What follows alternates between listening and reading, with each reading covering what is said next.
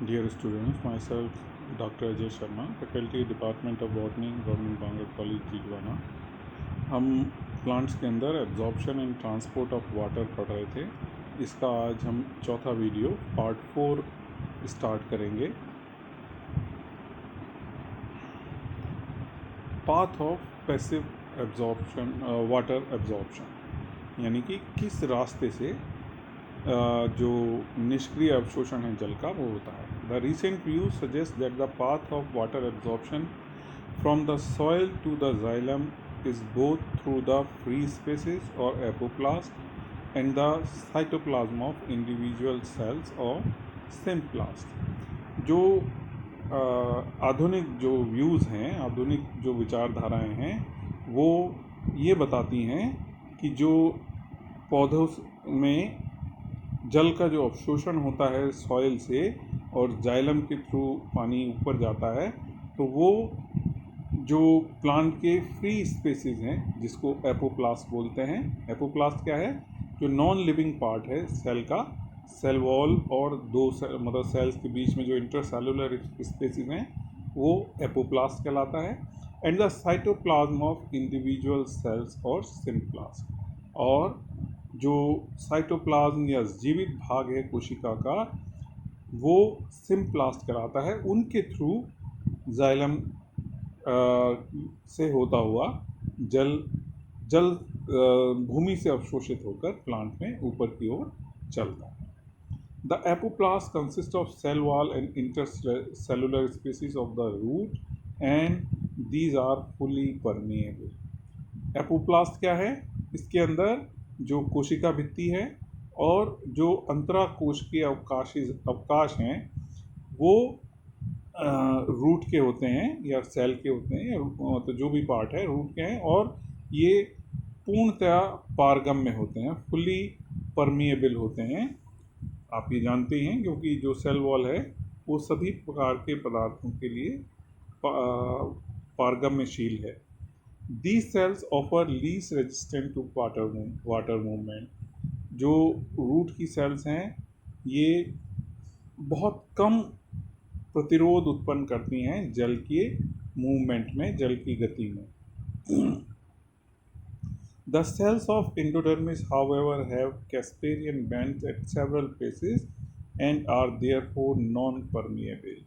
जो इंडोडर्मिस है, अंतःत्वचा जिसको बोलते हैं, उसके अंदर जगह जगह पर कुछ कोशिकाओं में कैस्पेरियन स्ट्रिप्स या बेंड्स पाए जाते हैं। कैस्पेरियन बेंड्स पाए जाते हैं जो कि अपारगम्य होते हैं जल के लिए। तो इनके थ्रू ऐसी जो इंडोडर्मिस सेल्स होती हैं जिनमें कैस्पेरियन स्ट्रिप्स है या बेंड्स हैं, उनसे जल का आवागमन नहीं होता है। इंडोडर्मिस में जल के आवागमन के लिए कुछ छोटी छोटी कोशिकाएं होती हैं जिनको पैसिव सेल बोलते हैं।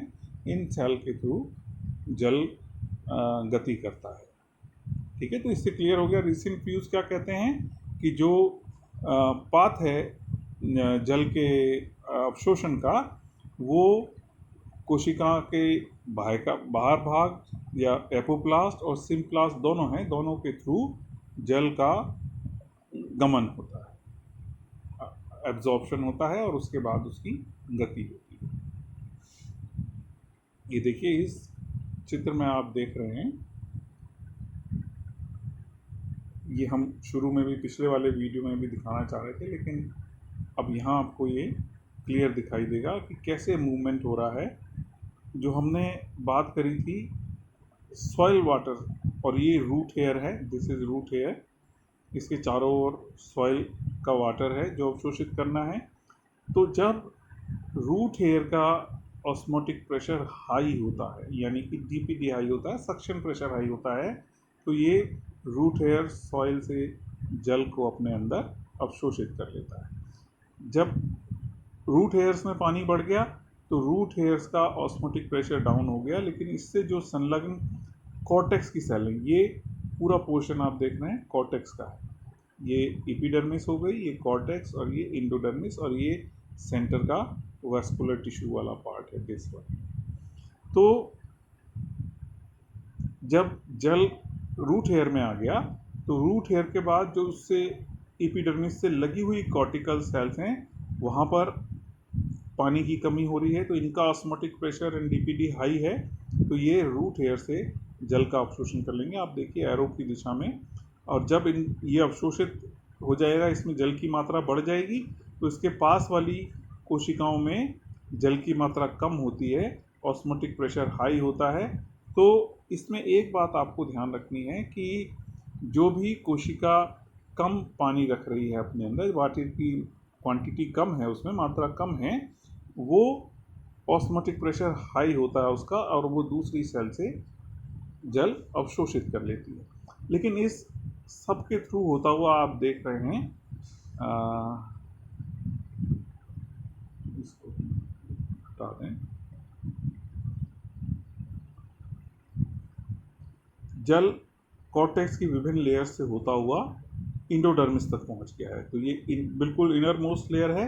जब इसमें जल पहुंच जाएगा तो फिर ये इंडोडर्मिस की सेल, ये देखिए मोटी वाली जो भित्ति दिखाई दी है इंडोडर्मिस की, ये और ये कैस्पेरियन स्ट्रिप है, कैस्पेरियन बैंड बोलते हैं, जिसके कारण इन कोशिकाओं से जल की गति नहीं हो पाती है। लेकिन जिनमें ये नहीं होता है वो पैसेज सेल होती हैं, उनमें जल जो है अवशोषित होता है। रूट में आप देखते हैं कि जो जाइलम है, ये जाइलम का पोर्शन है।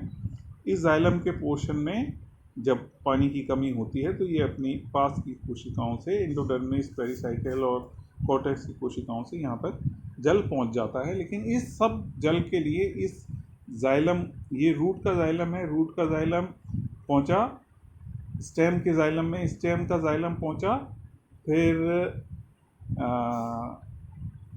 लीफ के जाइलम में, और जो बाहर इसके लिए सबसे चीज़ आपने पिछले वीडियो में पढ़ी है, रिस्पॉन्सिबल क्या है, जो ट्रांसपायरेशन या वाष्पोत्सर्जन पत्तियों के द्वारा या एरियल पार्ट्स के द्वारा प्लांट के हो रहा है, वो इस जल की आवश्यकता के लिए दबाव बना रहा है। ऊपर से दबाव बनना शुरू होता है, और नीचे इस पूरे सिस्टम को, जो आपको सिस्टम इस डायग्राम में दिखाई दे रहा है, इस सिस्टम से सॉइल से जल का अवशोषण होता है। तो इस प्रकार आपको पूरा समझ में आया, क्लियर। पैसिव है, इसमें सेल का कोई एक्टिव रोल नहीं है। सेल की या मेटाबॉलिक क्रियाएं प्लांट की जो हैं, उनका कोई भी एक्टिव रोल इस अवशोषण में नहीं है, इसलिए इसको निष्क्रिय या पैसिव एब्जॉर्प्शन कहा जाता है।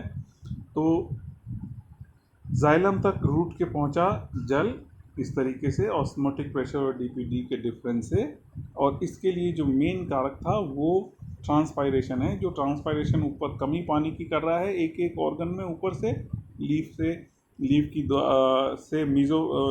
के अंदर जो है कैविटी है, एपिस्टोमल कैविटी, उस कैविटी में वाटर वेपर्स इकट्ठी होती हैं, वहाँ से वो उड़ती हैं। अभी हम पूरा ट्रांसपायरेशन का चैप्टर पढ़ेंगे, उसमें ये पूरी स्थिति आपको क्लियर हो जाएगी। ऐसी कोई ना समझने वाली आपके लिए बात नहीं है, आप थर्ड ईयर के स्टूडेंट्स हैं, ठीक है।